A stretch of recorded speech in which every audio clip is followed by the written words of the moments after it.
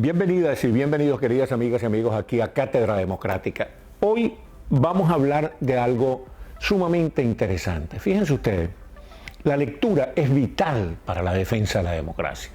Realmente la gente que no lee corre el riesgo de no tener ideas, de tener un pensamiento muy pobre y de no poder prestar un servicio valioso a la comunidad y a sí mismo. Jorge Luis Borges, el gran escritor argentino, quizás el más grande escritor del siglo XX, decía que él no estaba orgulloso de los libros que había escrito. Y Jorge Luis Borges escribió unos libros esplendorosos, pero él decía que él no estaba orgulloso de los libros que había escrito, sino de los libros que había leído. Y por eso nosotros aquí, más o menos una vez al mes, en Cátedra Democrática, vamos a presentarle una recomendación de libros que pueden ser leídos para comprender la democracia, para aprender a defender la democracia y para aprender a defendernos nosotros mismos. Vamos a comenzar por un libro que tiene la ventaja que es un libro que promueve lecturas. Se llama Sumario de la Civilización Occidental y fue escrito por el polígrafo venezolano Arturo Uslar Pietri.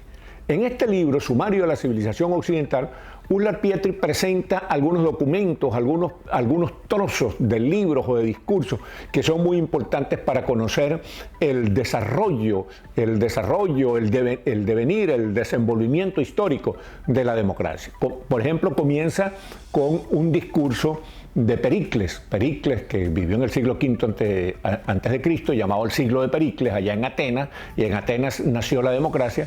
Pericles dio un discurso que se llama Oración por los muertos de la guerra del Peloponeso. Bueno, ese fue el primer gran discurso que uno conoce de defensa de la democracia, ya en sus orígenes.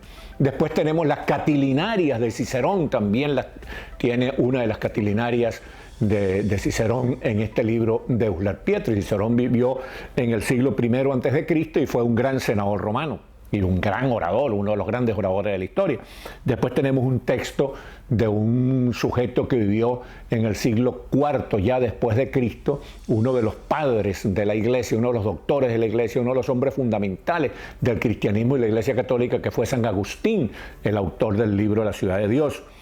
Tiene unos textos de Marco Aurelio, las reflexiones de Marco Aurelio, que vivió en el siglo II después de Cristo, fue un emperador romano, filósofo estoico, muy sabio. Tiene unos textos de Santo Tomás de Aquino, imagínense ustedes, Santo Tomás de Aquino vivió en el siglo XIII después de Cristo. Santo Tomás de Aquino tiene el logro de haber hecho una conexión entre la filosofía griega, sobre todo la escuela ateniense de filosofía, Sócrates, Platón y Aristóteles, con el pensamiento judeocristiano, con el pensamiento cristiano. O sea que enriqueció el pensamiento cristiano rescatando el aporte de la escuela ateniense de filosofía. Este esfuerzo que hizo Santo Tomás de Aquino, esa misma conexión la hizo entre el pensamiento arábigo y el pensamiento griego el filósofo árabe Averroes de Córdoba, que vivió en Córdoba en tiempos del dominio árabe en España, y el filósofo judío Maimónides hizo lo mismo, también un hombre de Córdoba, discípulo de Averroes, que también hizo esa conexión, pues. Después tenemos textos de Tomás Moro, gran Santo Tomás Moro, que era el ministro de Relaciones Exteriores, el canciller del Enrique VIII de Inglaterra, y bueno, fue víctima de la persecución religiosa. Erasmo de Róterdam, que vivió en el siglo XVI después de Cristo. Dos personajes claves. Hay texto de dos personajes claves en este libro, Sumario de la Civilización Occidental de Uslar Pietri, que son Cervantes, el padre de la lengua castellana, y Shakespeare, el padre de la lengua inglesa. Vivieron los dos en el siglo XVI después de Cristo. En el siglo XVIII después de Cristo vivió Adam Smith, el padre fundador del capitalismo, que también hay un texto de Adam Smith en ese libro. Hay un texto de Thomas Jefferson. Thomas Jefferson fue el tercer presidente de los Estados Unidos y el hombre clave en la redacción de la Constitución norteamericana. Él vivió entre los siglos XVIII y XIX. Hay una recopilación de la Declaración de los Derechos del Hombre y del Ciudadano, aprobada por la Asamblea Francesa después de la Revolución Francesa en el siglo XVIII después de Cristo. Se presenta ahí un discurso que es clave no solo como una pieza de oratoria magistral, sino que es clave porque es el discurso en el cual se hace la definición de democracia que todavía está vigente, que es el gobierno del pueblo, por el pueblo y por el pueblo. Se trata del discurso de Gettysburg, de Abraham Lincoln, el 16º presidente de los Estados Unidos, que es un discurso maravilloso y que apenas dura menos de 4 minutos. Eso es una de las cosas maravillosas que tiene ese discurso.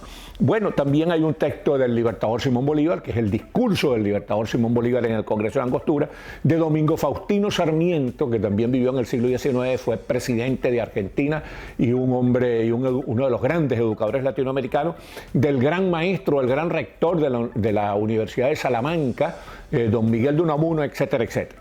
Otro libro que podemos recomendar es La democracia en América. Fíjense ustedes, Alexis de Tocqueville, un tratadista francés, visitó a los Estados Unidos después de la Revolución Norteamericana, se impresionó, se maravilló con la democracia norteamericana y escribió este libro que se llama La democracia en América, precisamente para que la gente tomara esta democracia como modelo.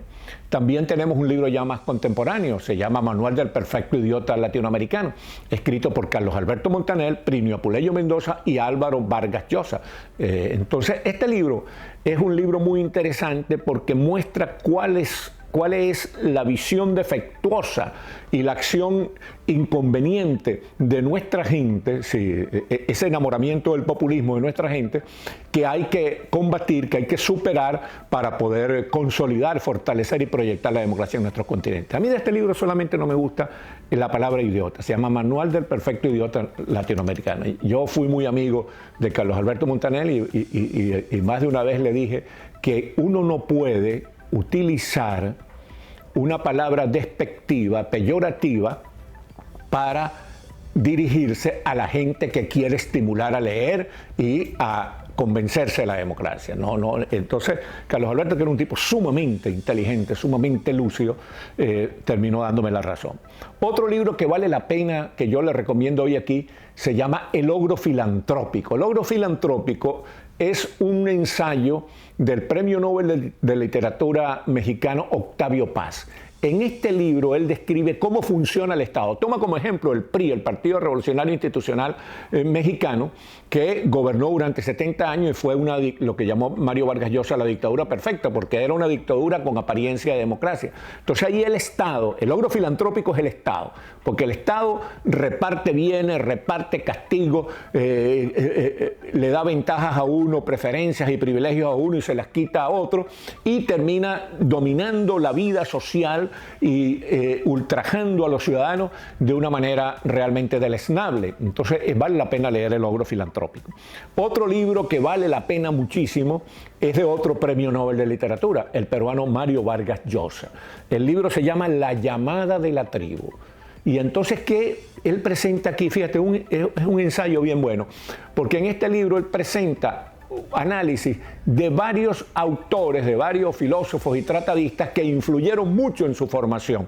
Mario Vargas Llosa era un hombre de una formación extraordinaria, no solo literaria, sino también filosófica, sociológica y política. Era un hombre muy lúcido políticamente. Entonces, en La llamada de la tribu, él hace análisis de la obra de Adam Smith, el escocés padre del capitalismo, de José Ortega y Gasset, el gran filósofo español de la rebelión de las masas, de Friedrich von Hayek, el austríaco que después adquirió la nacionalidad británica, de Karl Popper, un hombre fundamental para entender la democracia moderna. Su libro La sociedad abierta y sus enemigos es un libro de obligatoria lectura para todo el que esté interesado en comprender la democracia.